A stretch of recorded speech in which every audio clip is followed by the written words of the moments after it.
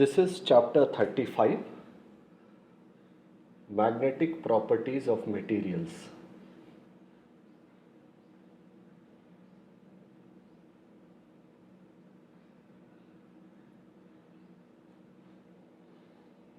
Let us recall a couple of chapters back. We derived the magnetic field due to a circular current carrying wire. This was the wire. It was carrying a current I, and we found out what the magnetic field was at a point P that was located at a distance Z from the axis of the coil. The radius of the coil was given by capital R. Then B at point P was given as mu 0 I R square divided by 2 R square plus Z square to the power 3 by 2. For the special case where Z was much larger than the radius of the coil, the magnetic field reduced to mu 0 I R square divided by 2 ZQ. We notice that the magnetic field due to a current carrying coil for Z much greater than R varied as 1 over ZQ. And taking a Q from electric field, we said the field due to an electric dipole also varied as 1 over the cube of the distance. We concluded that the current carrying coil must be the magnetic dipole.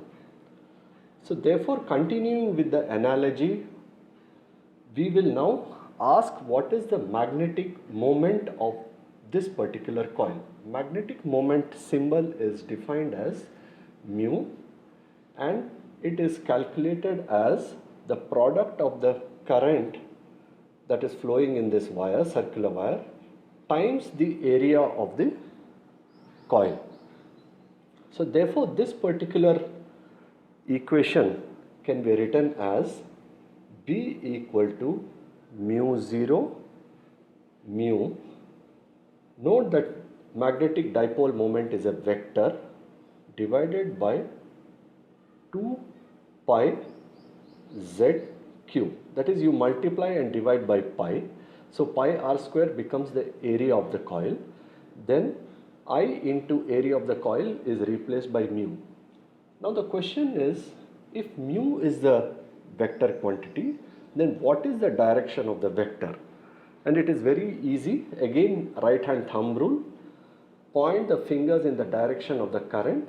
The thumb will point in the direction of mu. So therefore, if this is the coil carrying current I in this direction, then if I use my fingers in the direction of the coil, the thumb will be pointing in the direction of mu. So this is the direction of mu.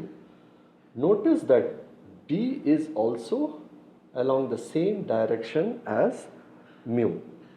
Now that we have introduced the concept of a dipole moment, let us ask again in analogy with the electric dipole, can we define a torque? And the answer is yes. And the torque is defined as mu cross B, where mu is nothing but I times A.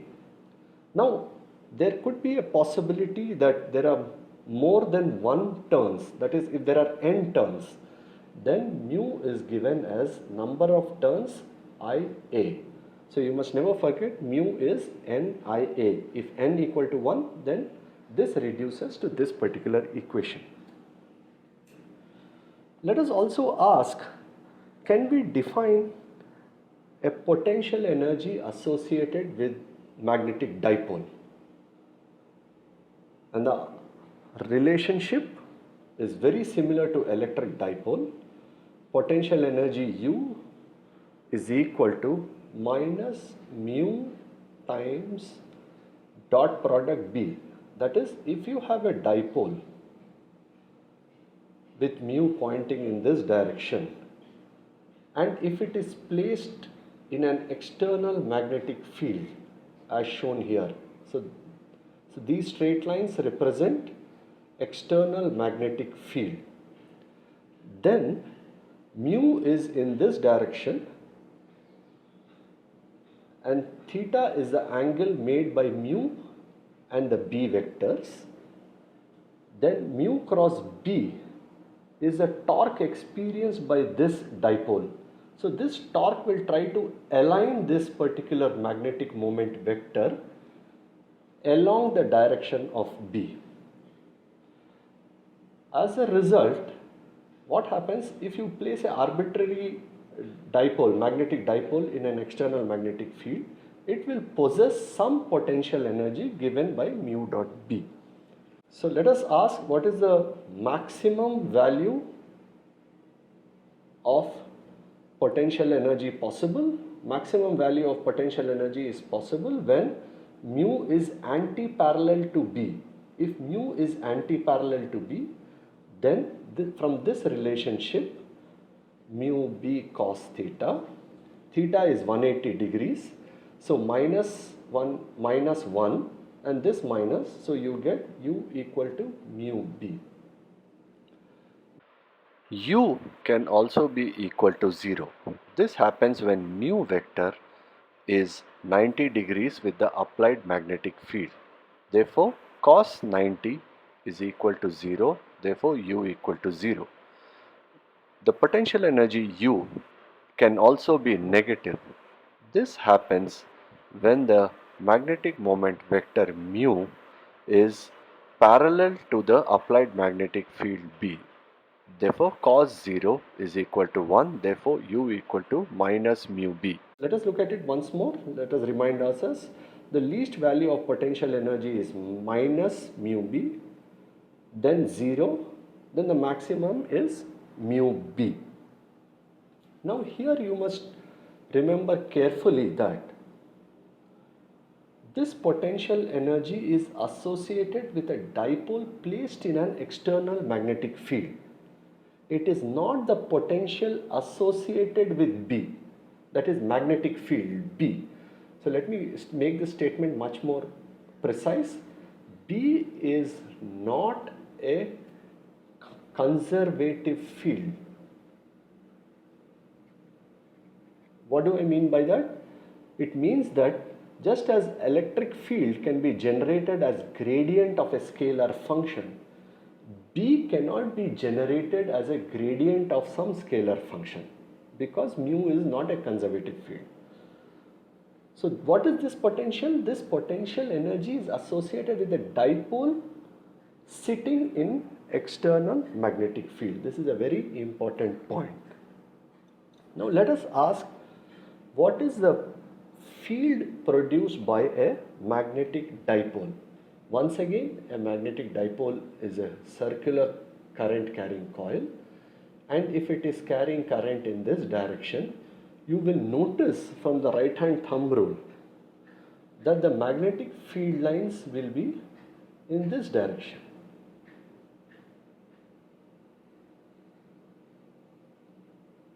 There is a very important difference between the magnetic field lines and the electric field lines. Magnetic field lines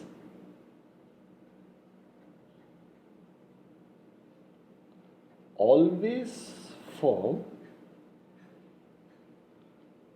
closed loops. Let us now give an analogy with a bar magnet. How would a bar magnet look like? A bar magnet would look like this. If this is the north pole and this is the south pole, magnetic field lines will start on the north pole, enter the south pole and continue inside the magnet and form closed loops. That is how a magnetic field line would look for a bar magnet. Look at the analogy between this and this figure. Let us now go to a very important discussion on magnetic dipole in a non-uniform magnetic field.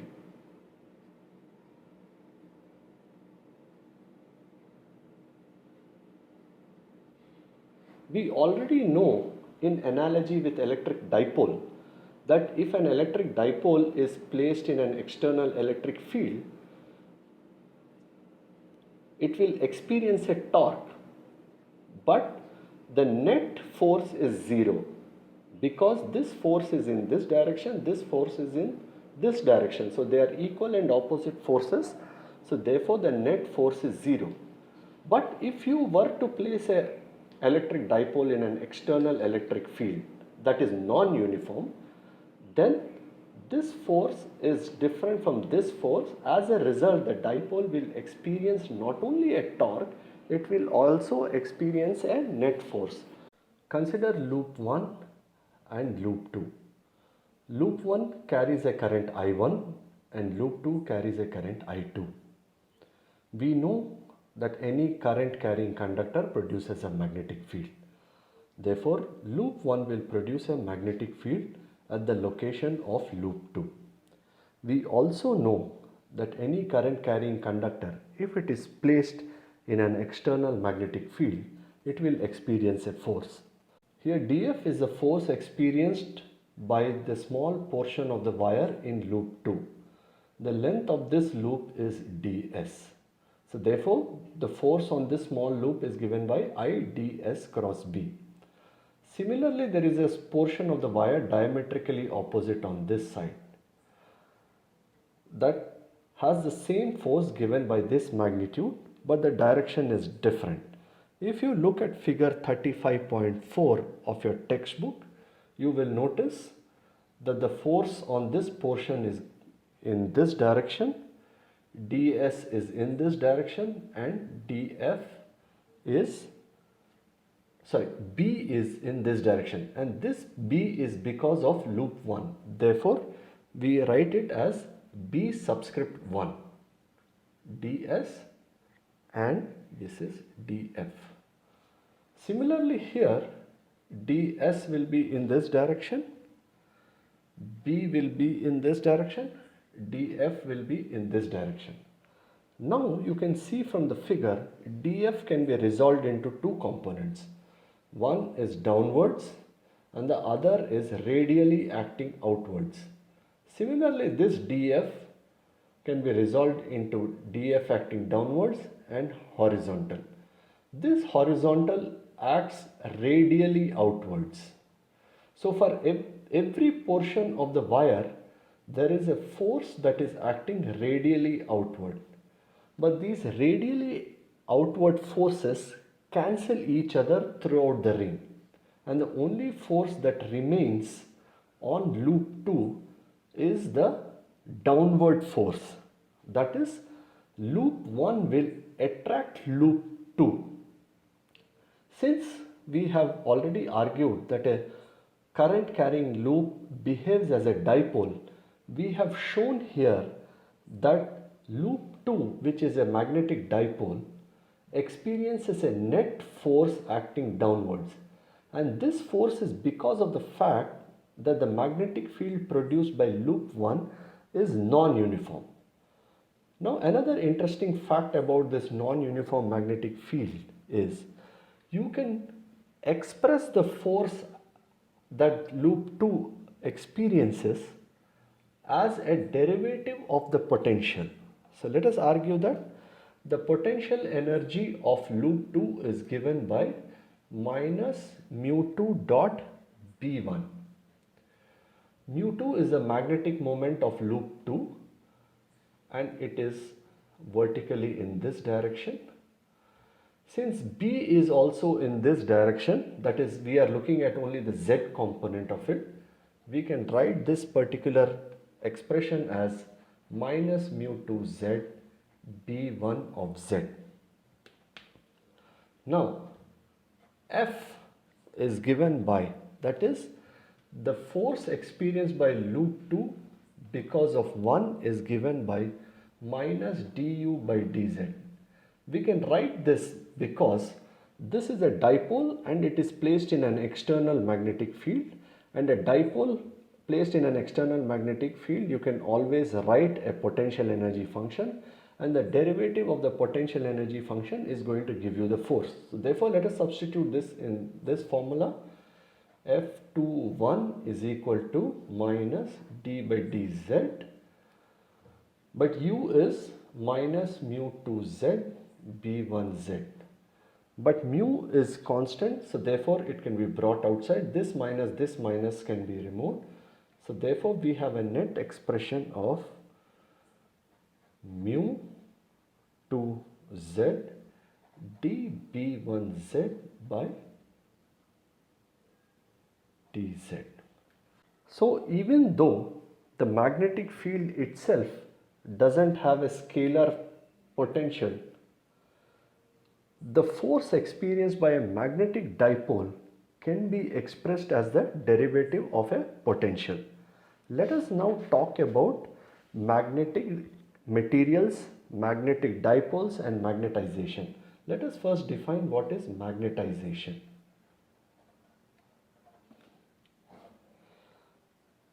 Every material consists of atomic dipoles.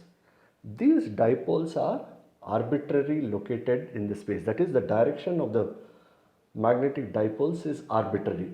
Let us look at a sample. The magnetic dipoles point in arbitrary direction.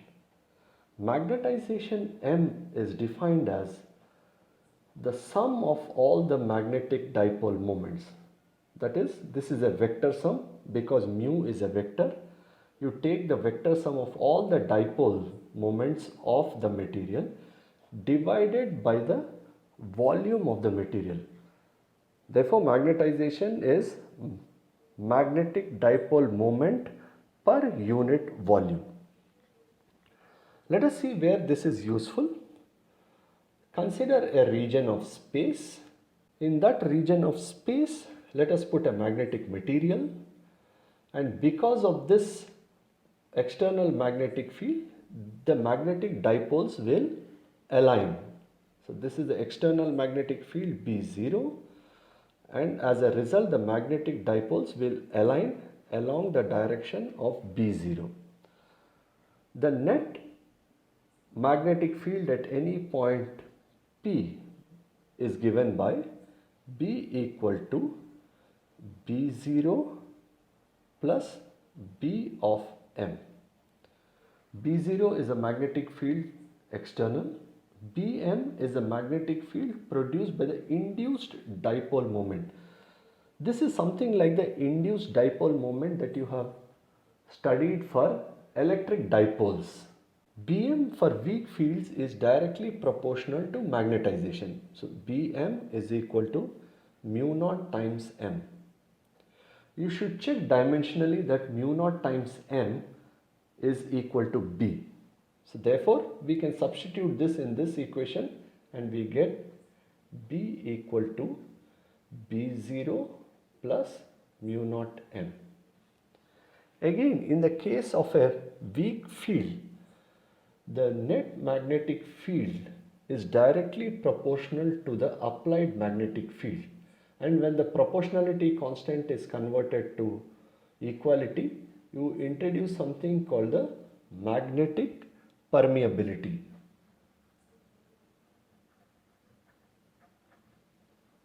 Let us substitute this in this equation. Kappa M B naught is equal to B naught plus mu naught M. Let us collect all the B naught terms together.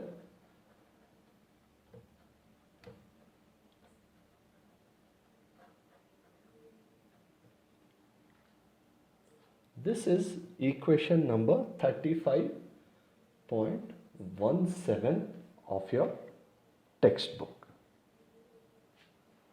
Usually Km minus 1 is of the order of 10 to the power minus 2 to 10 to the power minus 6.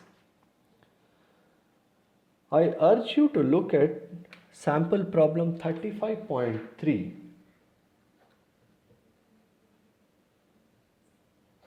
which will show you how this formulae can be applied in a problem.